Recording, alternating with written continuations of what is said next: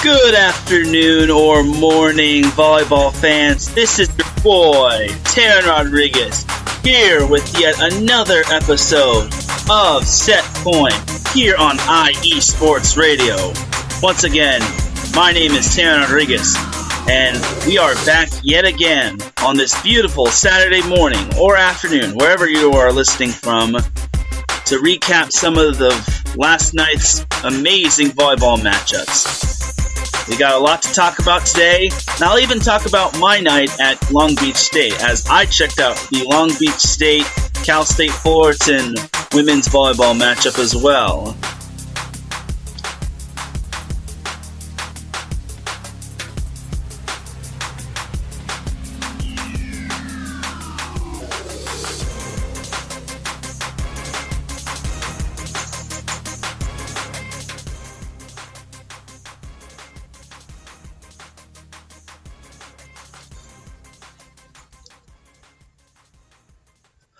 But once again, thank you to everyone that's tuning in, wherever you are from, whether you're on the East Coast, the West Coast, down south, up north, even out of the country. Thank you so much for tuning in, because without you, this show wouldn't be anything. And without you, IE Sports Radio wouldn't be anything. So thank you to all the listeners. You definitely deserve a round of applause for tuning into this show and tuning into all the shows on IE Sports Radio.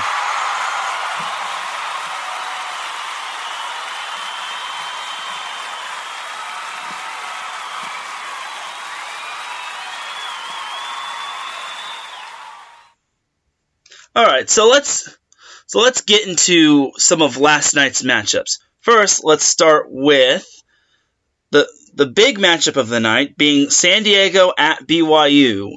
And wouldn't you know it, University of San Diego, unranked, coming into this game with a perfect 6-0, took on BYU, Brigham Young University at Provo, Utah. And BYU also came in with like a 15-3 record, and they were also 6-0. But in the end, only one team left undefeated in West Coast Conference play, and that team was San Diego. San Diego wound up upsetting number 9 BYU in 5 sets, which was very, very impressive. They were the first West Coast Conference team to win at BYU since 2017, and the last team to do that, University of San Diego. So they definitely deserve the applause button right there.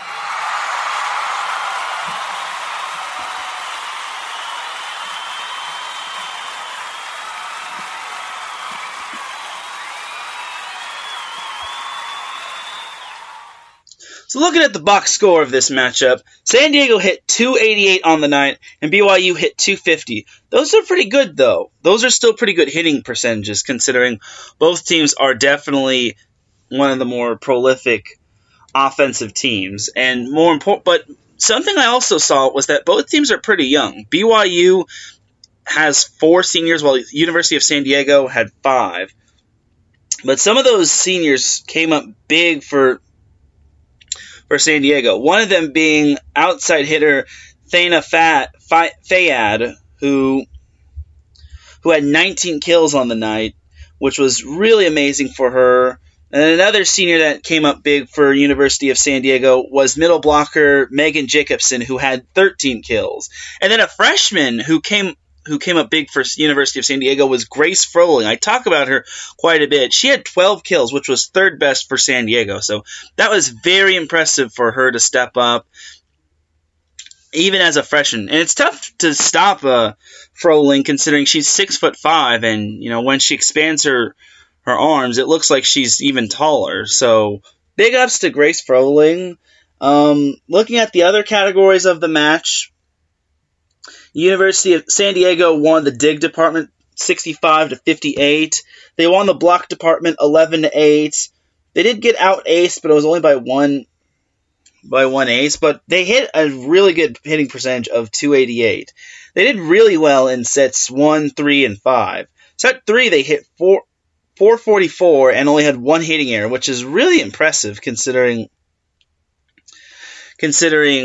you're facing BYU, you're on the road, and it's totally different. BYU's crowd is very, very different, and it was very tough for a West Coast Conference team to win at BYU the past 2 years until San Diego did it that 1 year, and now they did it again. So, and San Diego has had their ups and downs this season, honestly, considering they've taken some losses on the chin. They start off 0-2, losing to Hawaii in 5, then they lost to Washington in 5.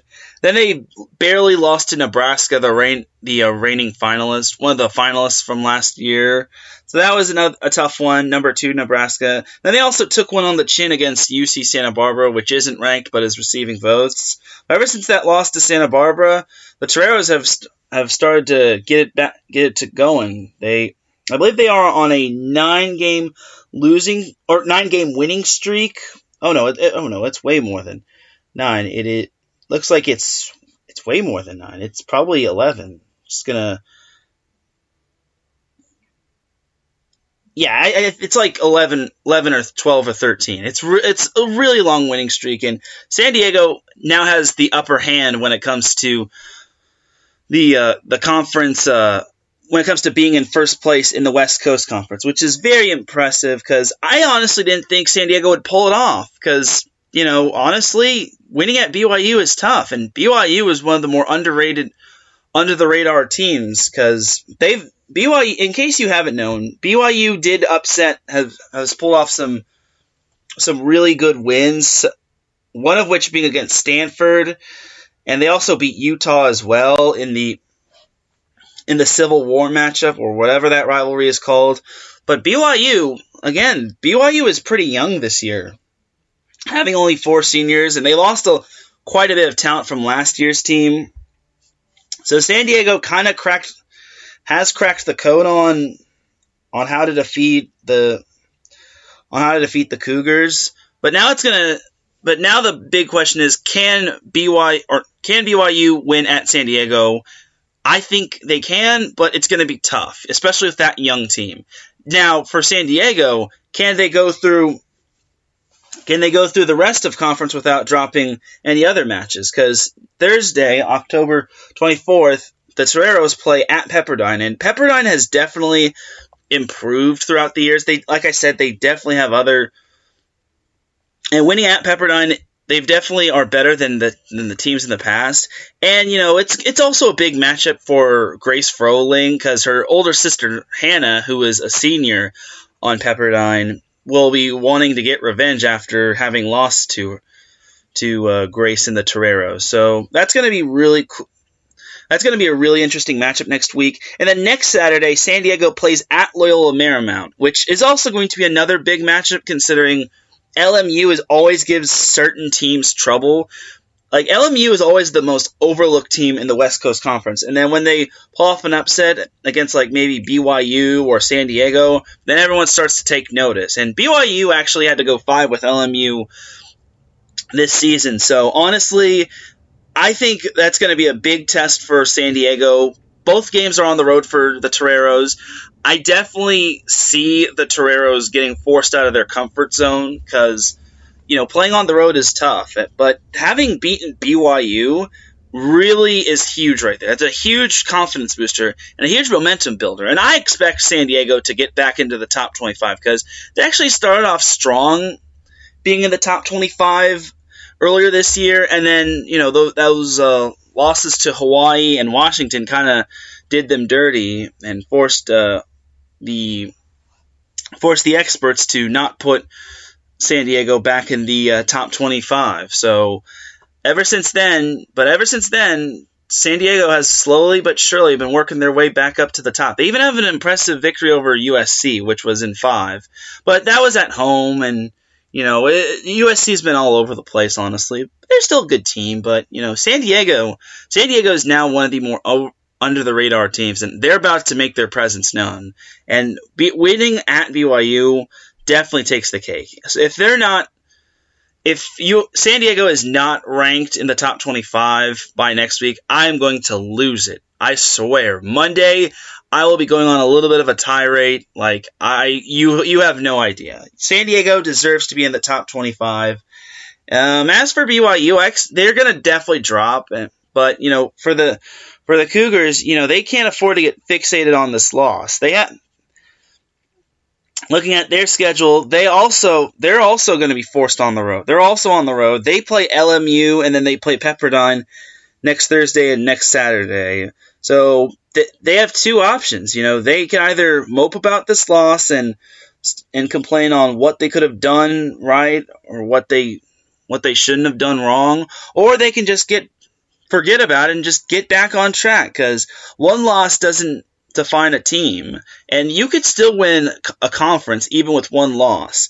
You never know what could happen. Like, San Diego could have an off night against LMU or Pepperdine, and there are other teams that could possibly knock off San Diego as well. Like, conference play is what truly matters most. And if you're not playing your best when it comes to conference play, you could wind up on the wrong side of the score, and you could wind up, and that could basically be your season. That could be the difference between you missing the NCAA tournament or you making the NCAA tournament. And so we'll see how it goes next week. I'm definitely looking forward to LMU, BYU, and San Diego Pepperdine, and BYU, Pepperdine, and San Diego LMU. So that's definitely a huge, huge victory for the Toros. I gotta hit the applause button again one more time.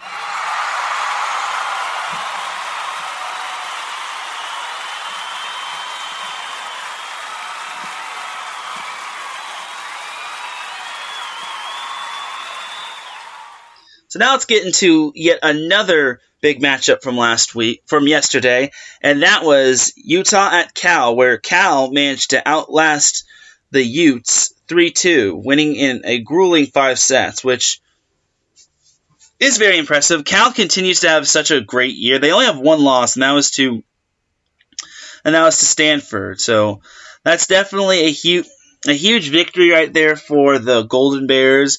Mima Merkovich had a big game for Cal, having 18 kills and 11 digs, and she's definitely one of the more prolific hitters, and she definitely could make her case for Pac-12 Player of the Year. Possibly.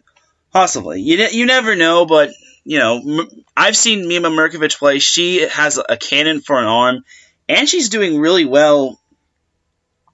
And she does really well in serve receive, and she's only a junior, which is the scary thing. And she plays some good beach volleyball. She even partnered up with Catherine Plummer of Stanford. So she's definitely got the goods right there. And Utah kind of let this one slip away. They were up. They were down 2-1 in the match. That first set could have gone either way, though. Cal won that one 28-26. In a set like that, you got to take advantage of the opportunities, and you got to clamp down. Once you reach the 20-point mark, that's basically the red zone in terms of volleyball wise. It's like the red zone in football. So once you hit 20 points, you got to go. Whether you're up or whether you're down. Once a team hits 20, just go for it. And then Utah took the second set. This was sets 2, 3, 4, and 5 were basically sets of runs.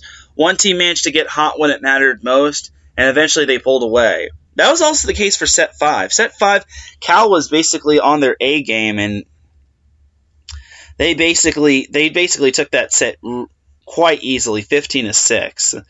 I don't know what happened to Utah that set. Utah had 3 kills and 3 errors, and they hit 0 in set 5. Well, Cal had 0 errors, and they had 11 kills for a hitting percentage of .478 in set 5. So that's definitely big right there for Cal to have a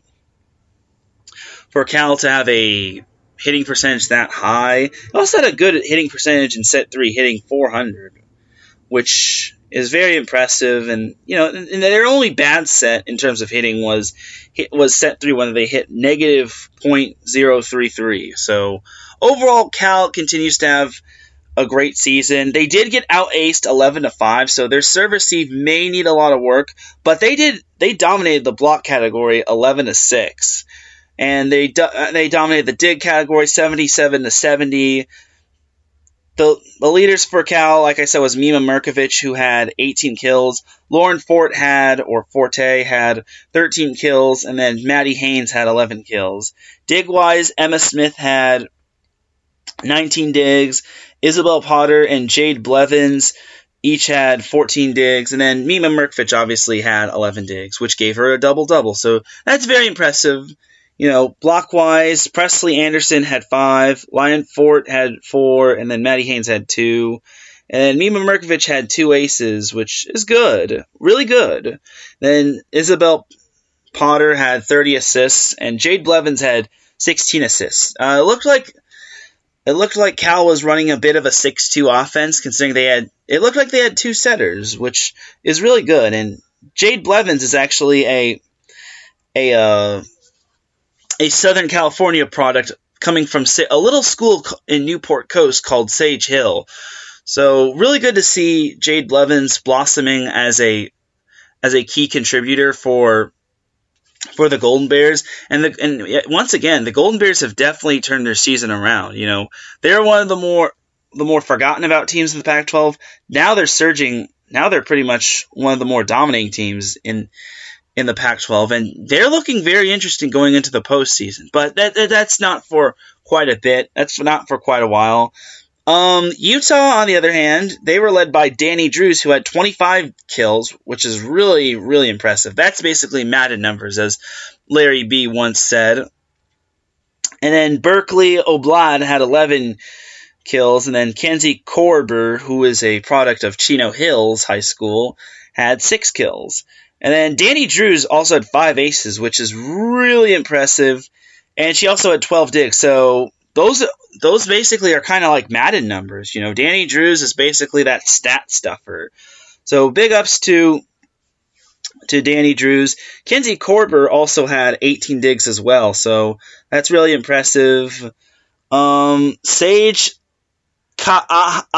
Aina, I probably butchered that name, had 52 assists. She was basically handing out the ball like it was ice cream on a hot summer day.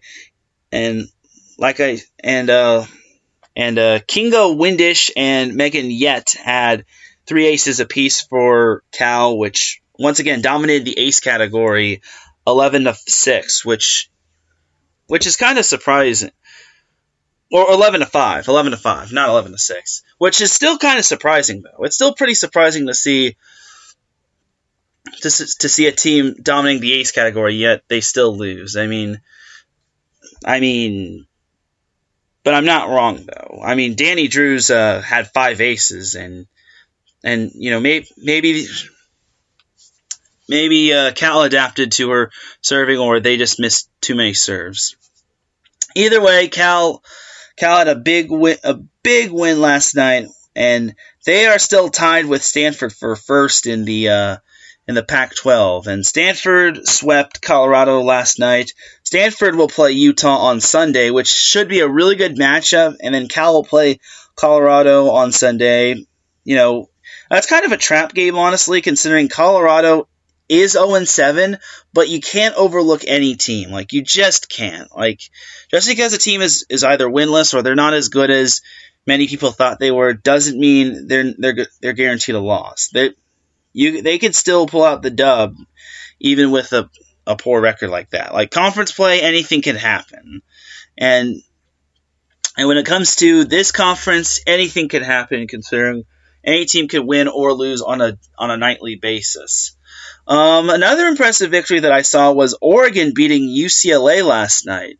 Oregon won at Matthew Knight Arena against UCLA. I honestly thought, with Oregon having a not so hot season, I would have thought UCLA would have pulled this victory off, but because UCLA has some really talented players, and I've seen them, and they have some and like I said, there are players such as Mac May, Savvy Simo.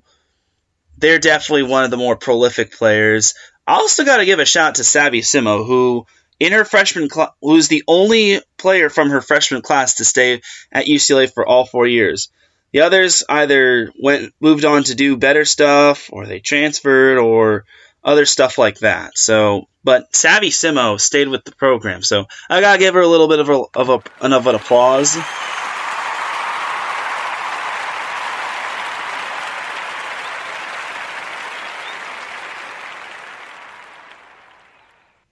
So yeah, definitely impressive on her part, But this night pretty much went to Oregon, Look, gonna pull up the box score for that really quick. Gonna pull up the box score for that, and yeah. Willow Johnson and Brooke Nunneveller are both combined for 20 kills. And, for those of you that don't know, Brooke Nunneveller, I think I'm saying that right, played libero last year, but now she's playing outside hitter because Oregon had to shuffle their lineup because they went through a little bit of hardship from last year. They kind of lost a few players to another school. So, overall, it's good to see Oregon still trying to thrive. They will need to... They will need to pull out more wins. Oregon has another big matchup ahead against USC. USC is a very tough serving school. USC serves the ball really well, and they're just so tough to beat. But again, at Matthew Knight Arena, you never know. That's kind of Oregon's safety zone. Their protection. Their safe haven, their safeguard. You know what I mean. Oregon loves to play at Matthew Knight Arena, and who knows, USC also felt a little uncomfortable against Oregon State in Corvallis last night, but they did win that one in 4, so USC definitely needs to win on Sunday, considering they need to still keep pace in the Pac-12 standings. Currently, as of right now, according to the Pac-12 standings on Pac12.com, USC is at 4-3 in conference, and they're pretty much tied for third place with UCLA, who trails Cal and Stanford by 2 games. So USC is definitely going to need to get it going, considering they are a bit behind, and they've had a couple of 5-set losses slip away from them. They were up 2-0 against Utah, lost that in 5. I believe they were up 2-1 against UCLA. They lost that one. Or no, they were down 2-1 at UCLA, and then they lost that one in 5. So, and looking at their other loss, they did lose to Washington State. I think they were down 2-0 to Washington State, and then they almost came back, but then they lost to Washington State in 5. So all of SC's losses have come in. All of USC's Pac-12 losses have come in 5 sets. So, it kind of, if you're looking to win, I think USC only has 1 5-set win this year, which is a bit surprising and a bit concerning. Yeah, USC's only 5-set victory came against Yale, which I'll be talking about a little later, but that's a little concerning for USC. If you have to go 5 sets, it's basically a race to 15. You have to win those 5-setters, otherwise you might not survive in the Pac-12, or you might not survive in the NCAA tournament. Those 5-set losses can come back to bite you in the butt. And they've also got a 5-set loss to University of San Diego, which that one went back and forth, and then then USC just served it out when San Diego had match point number 2 or number 3, and then that was that. So USC definitely needs to clean up their 5-setters. And yeah, I do admit it can be mentally and emotionally draining, whether you're up 2-0 or you're down 2-0 or you're up 2-1 or you're down 2-1, and then it goes up to a 5th set. So it's definitely going to need the 5th sets are definitely going to need to be polished, considering it only gets tougher from here on out for USC, because after this week, SC plays Cal and Stanford. They will play them at the Galen Center, which they do relatively well in, but Cal is drastically improved, and Stanford is still Stanford. And then the second half of Pac-12 conference play consists of at Washington and at Washington State. And then after Washington State, it's basically Utah at the Galen Center. And, I know Larry B is going to be jocking me for this, but, USC definitely needs to get it going because, they're a much better team than that. They have some pretty good players like Kyla Lanier, Brooke Botkin, Jasmine Gross, Raquel Lazaro, Jenna Adams, you name it. And USC is always among those teams that makes the Pac-12 tournament quite a bit. So if they were to miss the Pac-12 tournament, it would be a bit of a surprise. But they're not going to. I don't see USC missing the Pac-12 tournament. And they definitely can sneak away with some of these wins. Cal, I could see them beating. Stanford, not so much. Washington will be a bit tough. Washington State will be a bit tough. Utah will also be tough. So they need to win some of these games that they're not favored to win in. Like, they have to have the underdog hunger and mentality. Because if you have that mentality, you obviously you definitely will realize that you can do it, and sometimes it'll go in your way. That being an underdog will just make you more hungry and more motivated to get that W. And I think USC can definitely pull off some of these wins. It's just that they can't let those losses pile up because it gets really tough. And even though Oregon's not the best team in the Pac-12, they're certainly not the worst team. And especially when they're coming off of a very good sweep over UCLA. So we'll see how it goes for the Trojans. But that's pretty much that from the Pac-12. Washington and Washington State beat the Arizona schools. So that's pretty cool.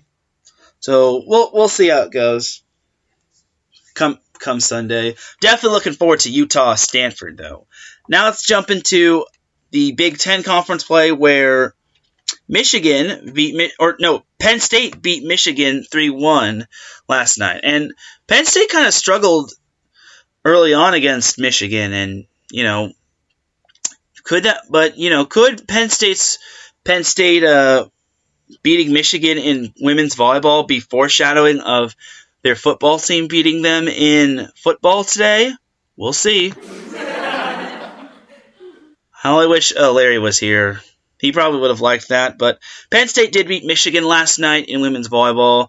Penn State struggled. Like I said, Penn State struggled early on, but then they started to get it together. But those Michigan Wolverines, those ladies are scrappy. They are definitely one of the more underrated teams in the Big Ten, and I think they can only continue to get better from here on out. And they're right there with some of these teams. So we'll see how it goes for Michigan, but I don't really see Michigan. I see Michigan making the NCAA tournament. However, I don't know how far they can go. Like, they're not.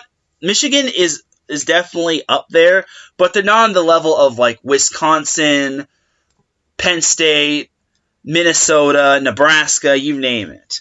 And speaking of Wisconsin also pulled off a big win over Illinois. Illinois was actually up 2-1 the match, and it looked like Wisconsin was going to be handed their first Big Ten loss of the season.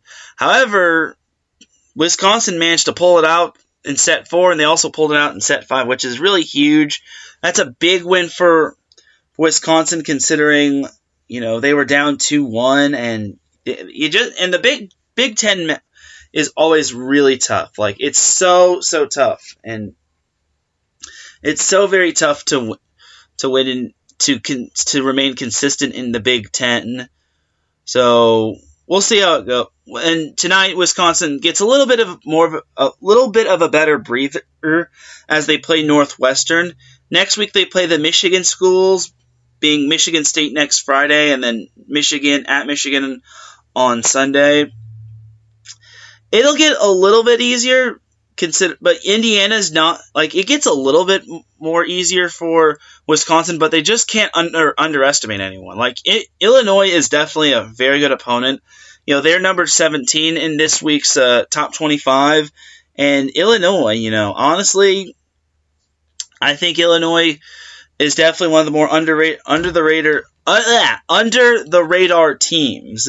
I think everyone always gets fixated on Penn State and Nebraska and Wisconsin, Minnesota, you name it, and that they always forget about Illinois and Purdue and all those other under the radar teams. So overall, I think Illinois is a team to watch for, but can they manage to? But I don't think they can keep up with those other Big Ten schools. But who knows? Maybe. But who knows? But we'll see. We'll definitely see how it goes. I definitely think Illinois can make the tournament. Last year they had such a great run through the NCAA tournament, making it all the way to the semifinals, but they lost to the eventual champion Stanford. But again, Illinois is still up there this year, so we will definitely see how it goes for them and how it goes for the rest of the Big Ten. But we'll see. Now let's move on. And speaking of Yale did defeat Cornell 3-0 and is currently undefeated in conference play. So good to see Yale continues their strong season. They're definitely one of the more underappreciated teams, and that's kind of because they're not in like a Power 5 conference like the Big Ten or the Pac-12. So pulling up Yale's schedule according to their athletic site, they are 9-6. They have some. They've played some certain teams tough. They played Oklahoma tough to a 5-set loss. They played USC tough to a 5-set loss. And like I said, currently while they are 9-6, this team looks battle tested. They're 7-0 at home, and they're 5-1 in conference. And their only loss in conference was to Princeton. And Princeton's one of the more definitely one of the more underappreciated teams. I think they are ranked. I want to say they are ranked, or they're receiving votes. But definitely that night belonged to Yale. But last night belonged to Yale. Oh, they beat Columbia. I'm sorry. Did I say they beat Cornell? They play Cornell tonight. That's going to be a huge game right there. But Yale beat Columbia. I'm sorry. Yale beat Columbia. They play Cornell tonight at 5 p.m. their time. So that's definitely going to be a huge matchup for them. So, and then last night, Winthrop beat High Point University 3-0 in the Big South conference in a big South conference matchup, and that's a huge win for Winthrop, considering I think that was because that was a home game, and to defend your home court like that against one of the more better teams in High Point. Like, High Point did lose a lot of players, including one of their standout players being Abby Broadstreet, who came from Brea Olinda High School. But, with Winthrop, Winthrop saw the door open, and they just went right in and took down High Point. Or I guess I could say that their door was open, and they shut the door on High Point. So that's a big win for Winthrop. They definitely are up there, but can they win the Big South tournament? So I definitely think they can. High Point looks a little down this year, but it all depends on how they do in the second half of conference and if they can maintain being healthy. Winthrop is definitely a good team. I definitely think that they can definitely make like a good run. Like, I don't think they can go as deep as some of the other teams, but honestly, I definitely think they can make the tournament. And winning the regular season conference would definitely help them. They are 8-0, and they're 14-4 overall, and they're 8-0 at home. So if you're looking to play, if you're thinking that you can beat Winthrop at home, well, you might have another thing coming. Tonight they play Radford. Should be able to win that one. And then next week they are on the road for the against Presbyterian and Charleston Southern. So Winthrop definitely will need to be on their A game going forward, especially when they have to play High Point University. Oh no, they don't.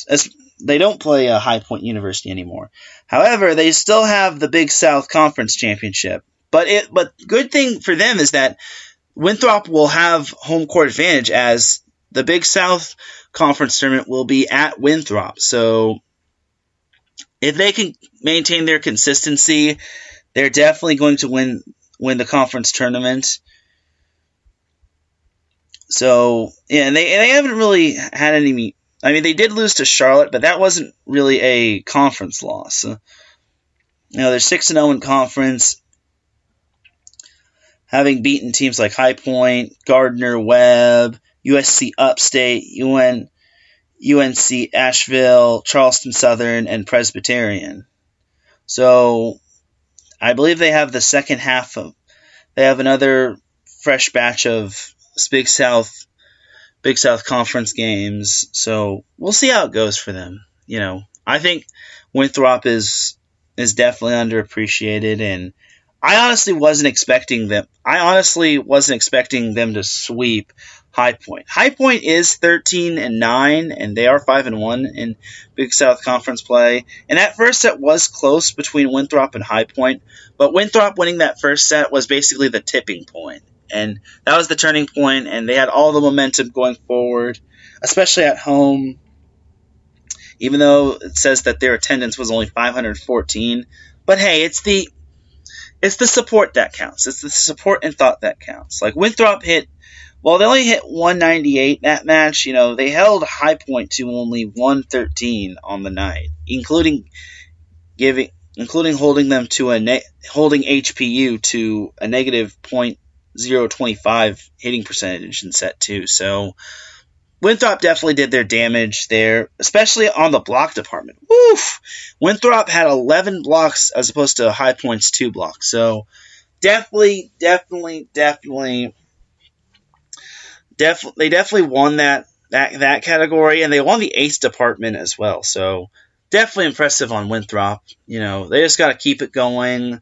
If they win the regular season conference, that should give them a lot of momentum going into the conference tournament. Again, people, if I would like to know, would you like all conferences to play a conference tournament like they do in basketball? Like, I'd like to know for you volleyball fans, would you like all conferences, whether it's Pac-12, Big South, ACC, you name it, would you like to see all of those conferences play a conference tournament? I mean, you're more than welcome to comment in the comment section when it comes to like Spreaker or any of the other listening platforms you're at, or you could just hit me up on Twitter. Just say, hey, I think there should be conference tournaments in every conference when it comes to women's volleyball, or no, there shouldn't be a conference tournament when it comes to women's volleyball in every conference. So just hit me up there. All right, now to talk about my night from last night, being I was at Long Beach State against Cal State Fullerton. It was a very interesting night. Very, very interesting night. I was covering Long Beach State women's volleyball for the school newspaper, being the Daily 49er, and it was pretty enjoyable. What wasn't enjoyable was the underwhelming student support. I was a little disappointed in the fact that there were hardly any students there to support Long Beach State's women's volleyball team. And, Long Beach played Cal State Fullerton, which is somewhat of a rivalry match. And I expected that student section to be a lot more fuller and a lot more bigger than that. But it's kind of disappointing. I was a little disappointed. And, eventually Cal State Fullerton, I gotta give a big shout out to Cal State Fullerton's women's volleyball team, as they beat Long Beach State last night 3-0. They won the first set 25-23. They won the second set 25-23. They won the third set 26-24. And this marked Cal State Fullerton's first win over Long Beach State for the first time since October 13th, 2011. And that snapped a 13-game losing streak to the Beach. So I definitely got to smash the applause button for Cal State Fullerton, even though they are Long Beach State's rivals. So huge shout out to Cal State Fullerton.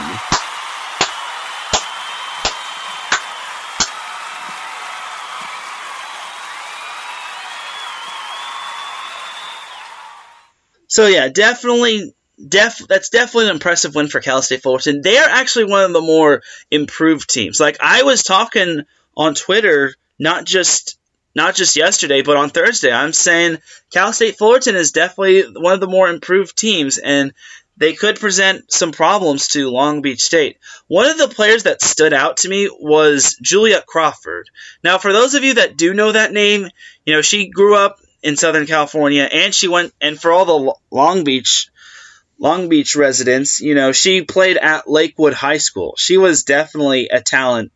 She was definitely talented for the Lancers, and she was definitely talented last night. She showed her true potential. She had 15 kills and 8 digs, and she was just all over the place. And Fullerton was just scrappy, straight up scrappy. They were keeping balls alive that looked like they weren't going to be kept alive. They just basically played helter-skelter, and they just wore down Long Beach. And after the match, I was able to catch the press conference at Long Beach State for Long Beach State women's volleyball coach Joy Mackenzie Feuerbringer, and she was not happy. She said she was disappointed with the outcome, and they didn't play. Her team did not play Long Beach State volleyball, and they had 33 errors on the night, whether it was hitting errors, service errors, reception errors, blocking errors, you name it. 33 errors, which definitely helped Fullerton a lot.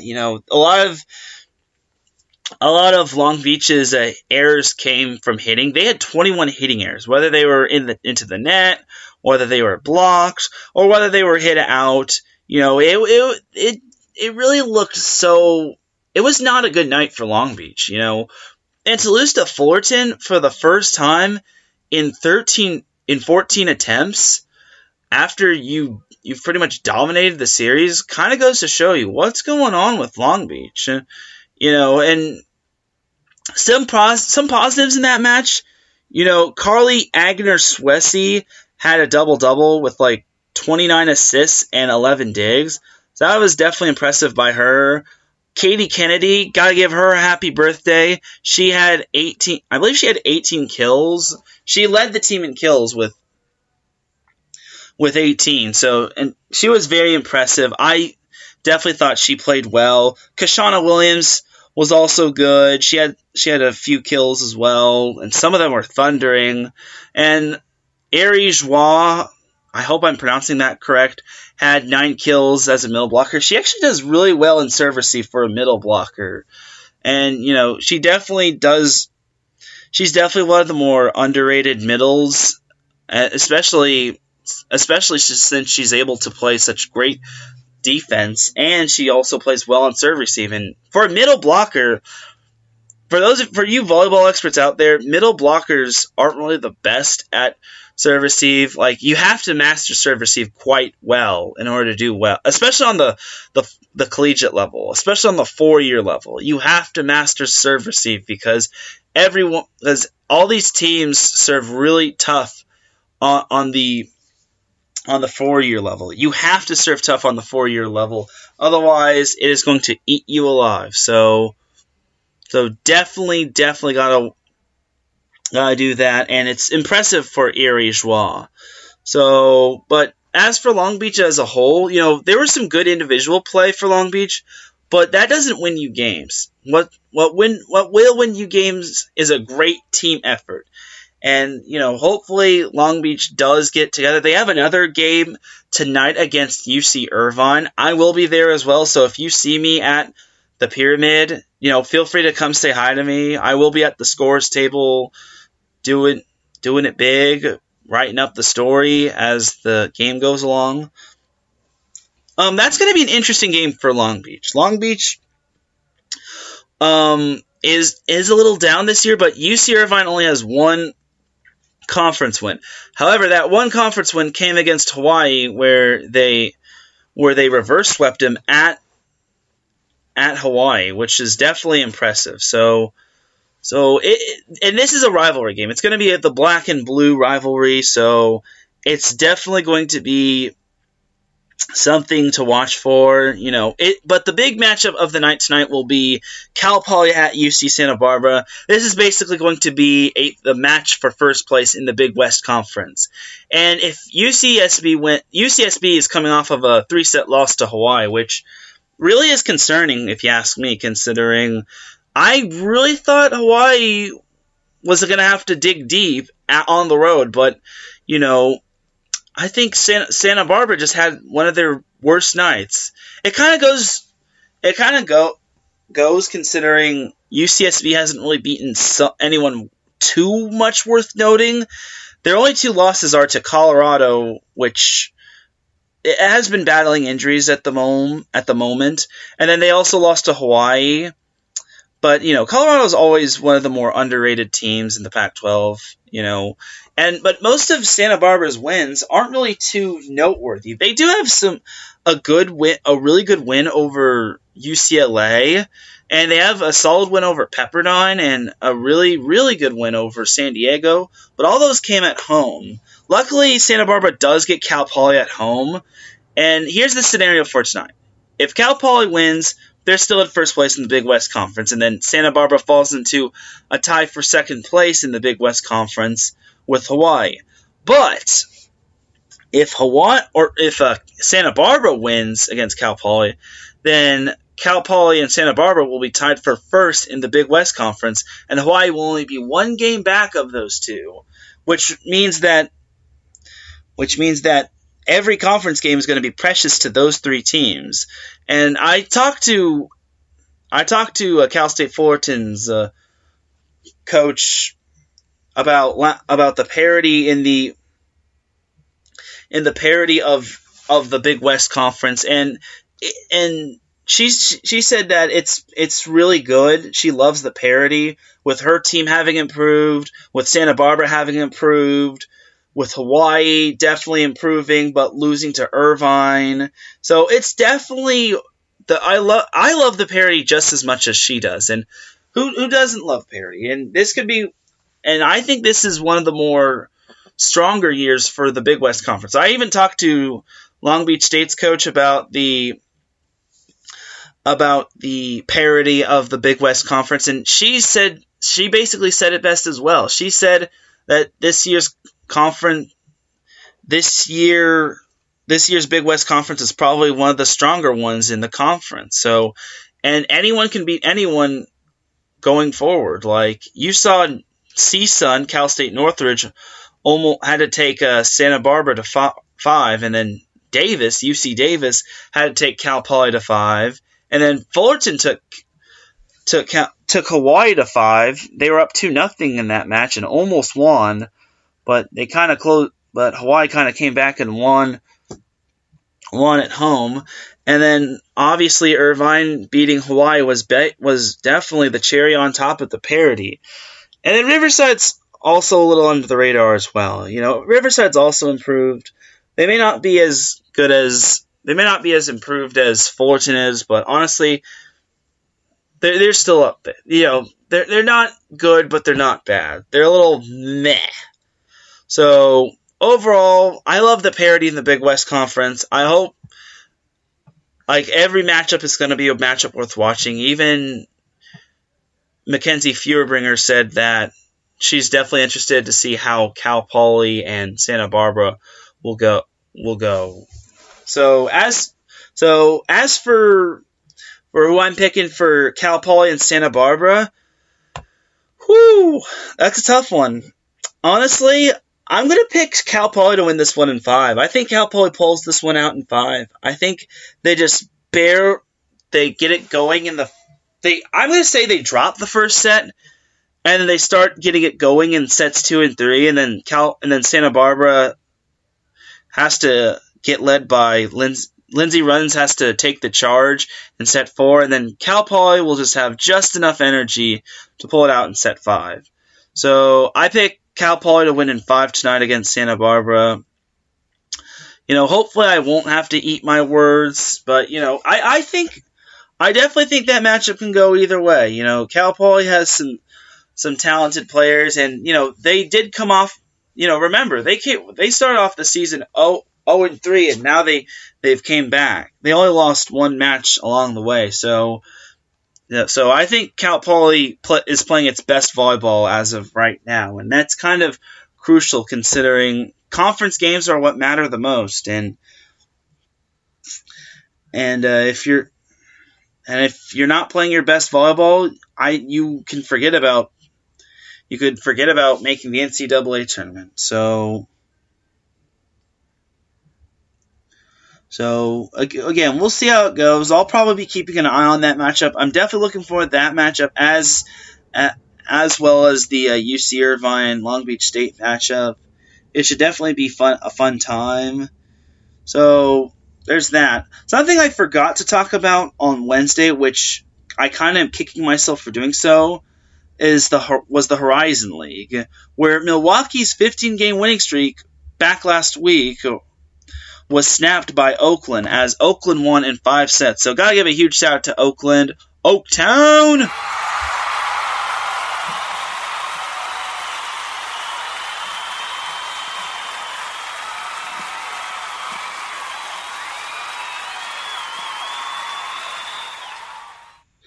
And then in addition to that, UIC snapped Wright State's 16-game winning streak with a sweep.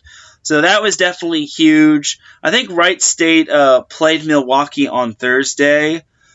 Before I do that, I definitely got to hit the applause button for UIC, because that Horizon League is looking really interesting right now.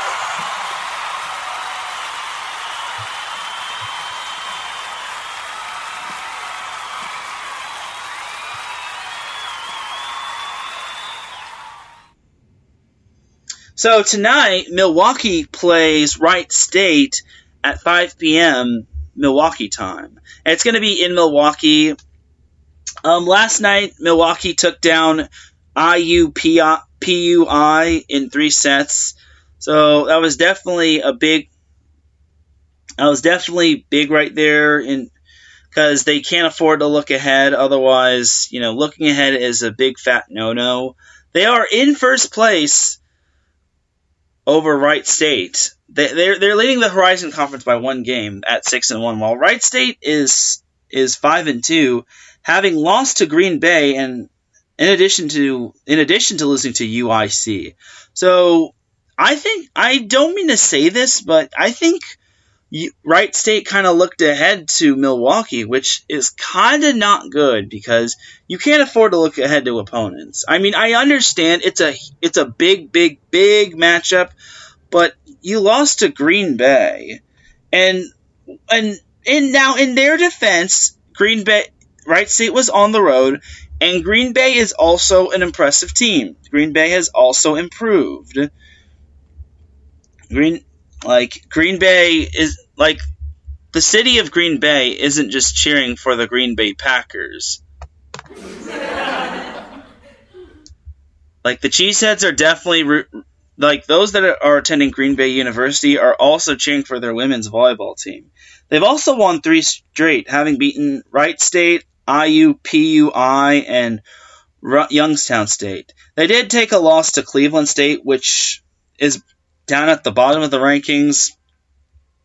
But Green Bay is very much well in the hunt for the Horizon League championship. And then Oakland, they've won 3 in a row after losing their first 3 conference games. But overall, Milwaukee is definitely, Milwaukee will definitely need to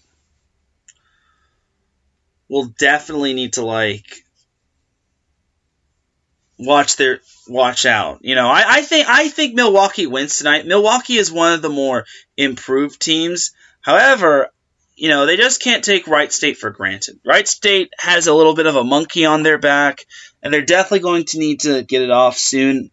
If Wright State wins tonight, that'll be a huge win for them. as Wright State, Milwaukee, and Green Bay will all be tied for first place in the Horizon League. So that would be huge. That would be huge for Wright State, and that would really help them get back on track, especially when it comes to first place in the Horizon, especially when it comes to the Horizon League. And then Green Bay here plays Northern Kentucky tonight, who Northern Kentucky has now lost 3 in a row, but they can't overlook them. They can't underestimate anybody. I'm going to take Milwaukee to beat Wright State in 4 sets. I think Milwaukee comes out strong. And then Wright State makes a little bit of a push, and then they manage to pull, and then Milwaukee pulls it out in the end. Milwaukee isn't even receiving votes, which is kind of weird. Kind of cool. But overall,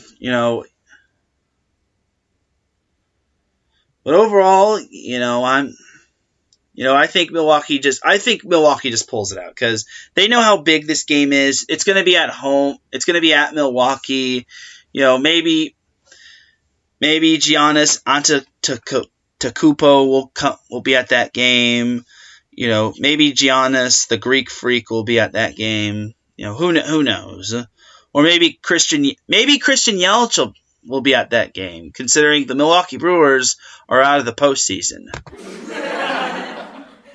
Okay, that was a little bit mean, but who knows? You never know with.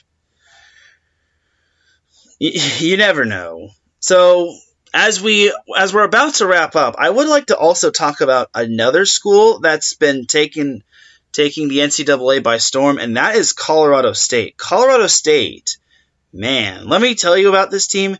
This team continues to win no matter what. Their only loss was to Cal, which has definitely improved. Cal, as always, has definitely improved. But ever since they lost to Cal, which was early in the season, Colorado State has won 16 in a row. They have definitely taken the NCAA by storm. They did, however, have to go 5 with Boise State. And looking at the box score of that matchup, they dropped the first set, but then they won the next 2 sets, and then Boise kind of squeaked out the 4th set, and then Colorado State just barely took that. They took that 5th set 15-8. So it's definitely a huge win for Colorado State, because had Boise State won, that could have ruined their conference hopes. Definitely. So definitely gotta give it up for Colorado State. And both teams combined for 34.5 blocks, which is definitely impressive. However, Colorado State held Boise State to only a .38 hitting percentage, which is definitely big right there, considering when you hold a team to that low of a hitting percentage in a 5-set match, you're definitely doing something right, and they definitely did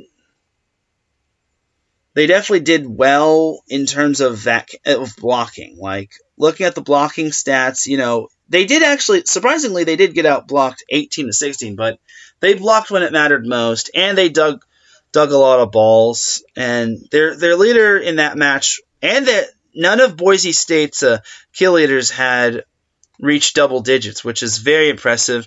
Definitely got to give a light round of applause to the Colorado State defense.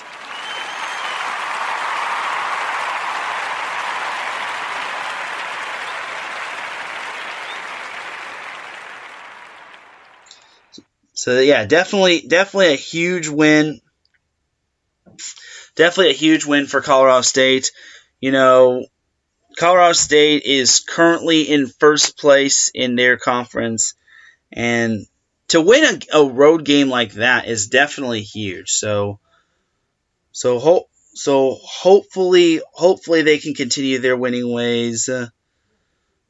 But we'll see. I think they definitely have what it takes to make a deep playoff run, and I think they're one of the more forgotten about teams just because they play in the Mountain West Conference, which to me is a bit sad. It's not a Power 5 conference, but who knows? Maybe the Mountain West is going to get their name recognized, and maybe others will now take note of it. And yeah, so we'll see how it goes. We will see how it goes.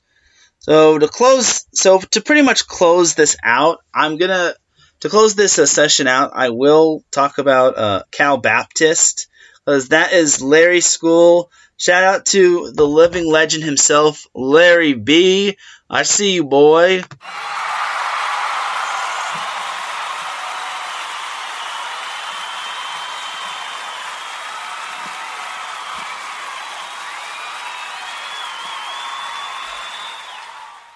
So yeah, Cal Baptist, they've won 2 in a row, surprisingly. They managed to beat Seattle University and Utah Valley in 5 sets. Cal Baptist was actually down 2-0 last Saturday against Utah Valley, but then rallied back and won. And they also beat Seattle University in a straight set win on a Monday. You hardly see Monday games, so that's definitely huge for them. Tonight they play Grand Canyon University, and it is at the Van Dyne Gym. I was told that Larry B was going to be at that match, so Larry, I definitely want to see some video clips from the Cal Baptist women's volleyball match. As for Cal Baptist in the WAC standings, it's not looking too good. They're 3-3, but you never know. You never know when a team can get hot or when a team can just cool off. Hopefully Cal Baptist does make it interesting tonight against Grand Canyon. New Mexico State leads the WAC with a perfect 7-0 record. They play Chicago State tonight. They played Chicago State earlier and they won. They won 3-0. So they play Utah Valley on Thursday, and then they play Seattle. It's looking like New Mexico State is definitely going to win this conference, unless Grand Canyon and Kansas City have something to say about that. Who knows? Maybe Bakersfield can actually, or not Bakersfield. Maybe Cal Baptist can actually knock off New Mexico State. I'm pretty sure Larry B would like that. Larry B, if you are in the group chat, I gotta give you a shout out. The dude works hard, and I really talk about the WAC because, there's a lot of conferences to get through, and more importantly, it's tough to get through a lot of conferences in the span of an hour or so. But,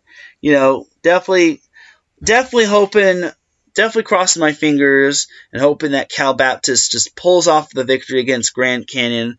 I think I'm going to say Grand Canyon in 4. I don't want Cal Baptist to lose for Larry's sake, but I think Cal Baptist will take a set off, at least one set off of Grand Canyon.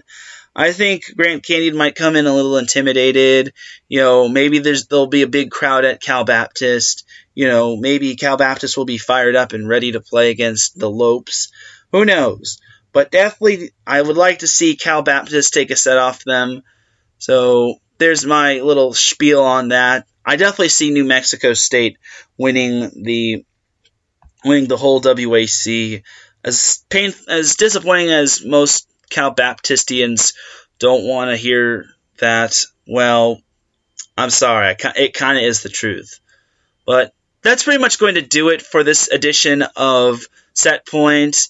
I'll be back Monday for yet another episode. I did 2 episodes this week because on Monday I unfortunately had a blackout at my house, and unfortunately I was unable to do the show. So I kind of made up for it by doing a quickie episode on Wednesday for like about 45 minutes, and then I did an episode today. So I'm also going to look at, and for all you girls volleyball fans out there in California, when it comes to the CIF Southern section, girls volleyball brackets have been released. Before I sign off, I would actually like to give a shout out to the U.S. women's national team, how they took silver in a recent tournament that they just partook in. They did lose to the Dominican Republic in 5 sets. They were down 2 sets, and then they won the next in set 3 and set 4. But then they just ran out of gas. It just wasn't enough to take down the Dominican Republic, as they lost the 5th set 15-9. Regardless, all of us in the U.S. are definitely proud of you for your efforts and how you took silver in the recent tournament you just took. And we definitely got to give you the applause button.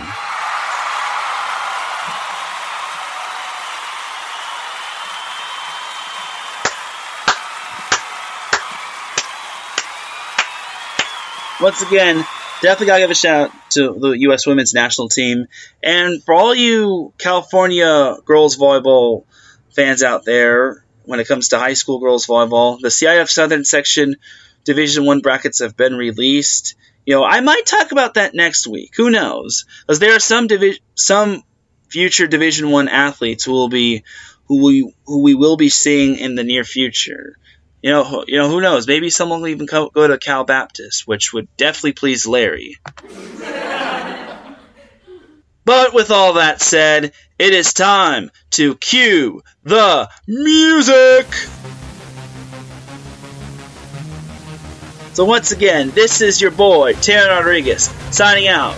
On Monday, we will be back for another episode of Set Points. You can find me at Teran Rodriguez 1 on Twitter.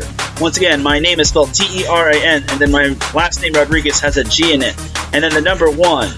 Once again, that's at Teran Rodriguez 1. I am mainly active on Twitter. You can see me covering sports, a little bit of volleyball and whatnot, and all that other good stuff. So once again, follow me on Twitter. So thank you for tuning in to this edition of Set Points. Have an amazing weekend, and keep spiking it.